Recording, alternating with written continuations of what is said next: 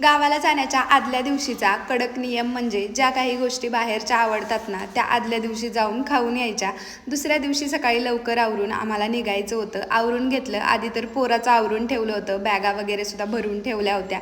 जेवण वगैरे आम्ही केलं होतं. त्यानंतर निघालो होतो जाण्यासाठी. बाहेर एवढं जास्त ऊन पडतंय आणि सकाळी 8 वाजले ना तरीसुद्धा ऊन लागतंय.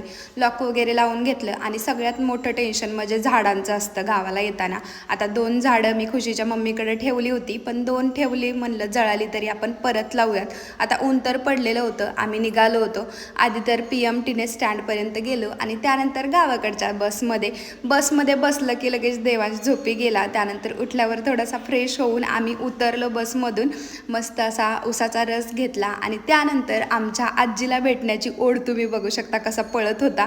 आजीला भेटला आणि त्यानंतर लगेच माऊला सुद्धा पळत पळत भेटायला गेला होता. असा होता आजचा दिवस. भेटू परत गावाकडच्या व्हिडिओमध्ये.